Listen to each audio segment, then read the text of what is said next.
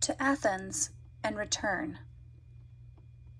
In October, when they had been married a year, Antony asked Octavia how she would like to go to Athens. Another winter of her brother's company, with that everlasting good gambling luck of his, was more than Antony could stomach. The Egyptian also kept whispering to him that his genius would be better off away from Rome and Octavian. So he had thought of Athens. Athens was not so exciting as Alexandria, but it was interesting and surely far more beautiful than this town made of brick. Athens also was so much nearer to Asia. He could keep in closer touch with Herod and his affairs in Palestine.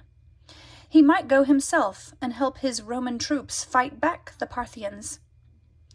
He might even make an invasion into Parthia next spring. With the possibility of a dangerous campaign ahead of him, Antony made out his will before they left.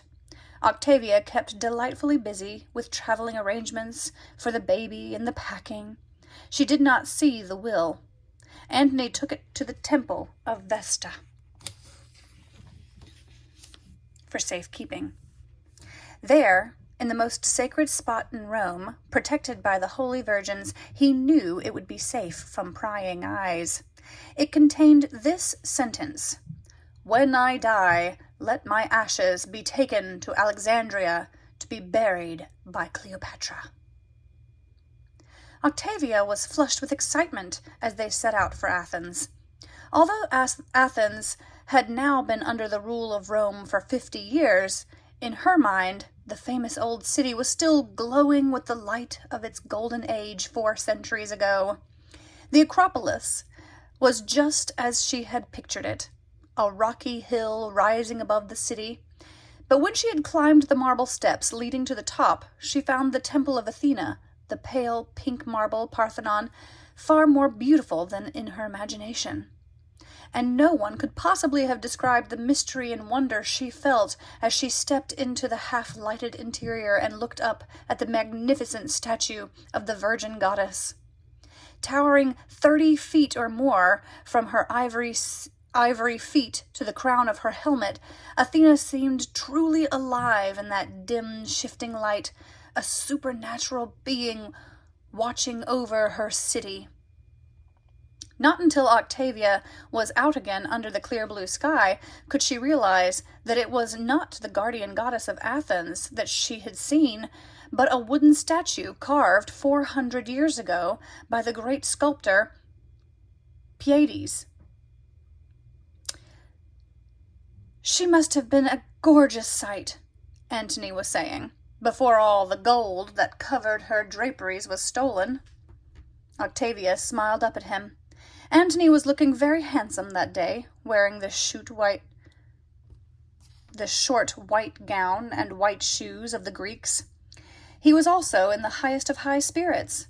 Good news had come from one of his generals left in Palestine of a successful battle against the Parthians, who had now been driven out of Jerusalem and back to their own borders. So he was happy, and therefore Octavia was happy.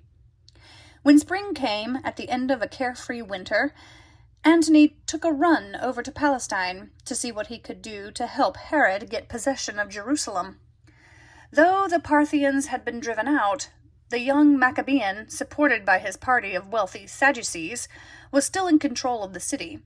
Up in Samaria, where Herod had large estates and properties, he had been well received and found many supporters. Most of the people Antony saw had been sensible enough to see that, backed up by the Romans, Herod would win out in the end.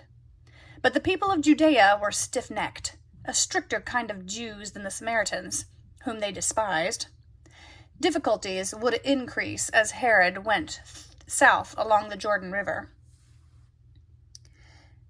On his return to Athens, Antony may have mentioned to Octavia that Herod had very wisely arranged to marry into the Maccabean family, which should make him more accessible to the Jews, since that was their royalty. The young princess to whom he was betrothed was the granddaughter of the old high priest, Hyrcanus, and from all accounts she was extremely beautiful. A second carefree Athenian winter began, but was soon interrupted by desperate cities for help from Octavian. His sister's peace of mind was shattered, but Antony paid no attention. Octavian wrote that he had been defeated in a naval battle against the pirate Sextus because he was lacking in ships. Antony had a fleet of 300 vessels, which were lying idle, but he would send none of them to Octavian's rescue, though his wife begged and pleaded with him. "Think," she said. "In exchange, you may be able to get soldiers from Octavian to use against the Parthians." Drawing on every possible argument, including tears, Octavia finally persuaded Antony to return to Italy and offer Octavian part of his fleet. But then it was almost too late.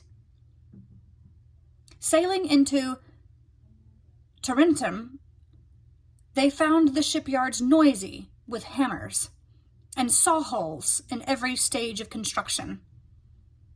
Octavian was building his own fleet.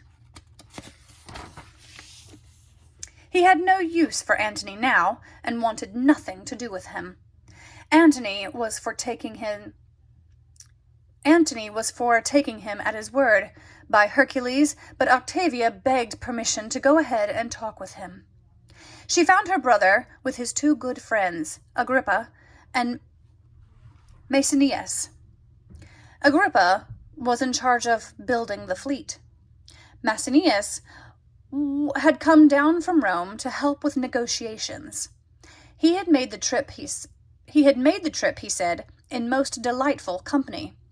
The poet Virgil had come with him, and also another poet by the name of Horace, to whom Virgil had introduced him, and who had written the most amusing account of their little journey.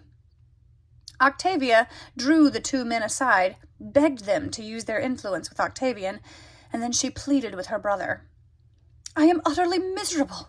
Everyone looks at me to keep peace between you, and if you two remain unfriendly, I shall have utterly failed perhaps to protect Rome from another war." Her tears melted Octavian, for he loved his sister. To please her, he agreed to dine with Antony that night, and at length, with her help, they came to an agreement. Antony would leave 100 warships for Octavian to use conquering Sicily. In return, Octavian promised to send 2 legions for Antony's future use against the Parthians. Then, with Octavia smiling upon both of them, the two men parted, as nearly friends as they could ever be. Antony left for the east again. Octavia went only part way with him, kissing her on the cheek, telling her to wish him good luck, to be happy, and take good care of the babies. He sent her back home. Octavia returned to Rome to mother a household of children. Antony's and Fulvia's, besides her own 5-year-old Marcellus, his sister, and his little half-sisters, Antonia, and the newest baby.